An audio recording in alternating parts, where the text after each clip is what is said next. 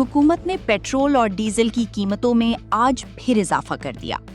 Petroleum division ने 31 जुलाई के लिए पेट्रोल और डीजल की कीमत का नोटिफिकेशन जारी कर दिया है।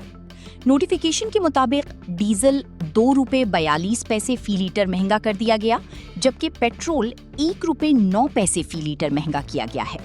नोटिफिकेशन के मुताबिक डीजल की नई कीमत ₹394.04 और पेट्रोल की नई कीमत ₹336.15 फी लीटर मुकर्रर की गई है।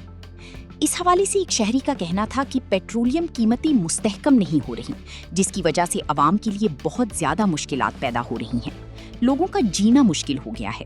सच तो ये है कि महंगाई की वजह से खुदकुशियों का रुझान भी बढ़ गया है।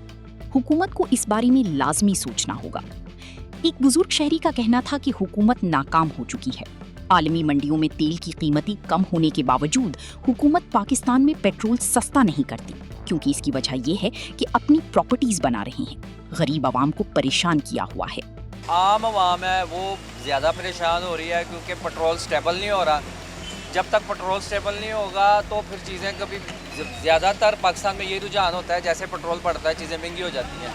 तो जब पेट्रोल थोड़ा सा नीचे आता है तो चीज़ों कीमतों में कमी नहीं आती, तो इसलिए आवाम के लिए ज़्यादा मुश्किलात पैदा हो रही हैं। ज़्यादा नहीं, बहुत ज़्यादा मुश्किलात पैदा हो रही हैं, यहाँ तक कि लोगों का जीना मुश्किल हो गया है।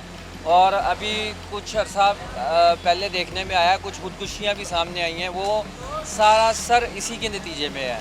गवर्नमेंट को पब्लिक के लिए सोचना चाहिए। हुकूमत बेकार हुकूमत है, बेईमान हुकूमत है।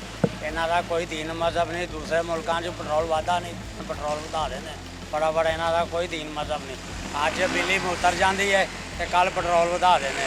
इन्हों का जंगना की तलक है तो आप खुद नहीं सही है। इस तो गंदे आ रहे हैं इंसान। मुल्क का फायदा नहीं सोचते, बर्बादी कर रहे हैं। अपने घर बना रहे हैं, अपन बिल्डिंग बना रहे, अपने जहाज़ बना रहे हैं।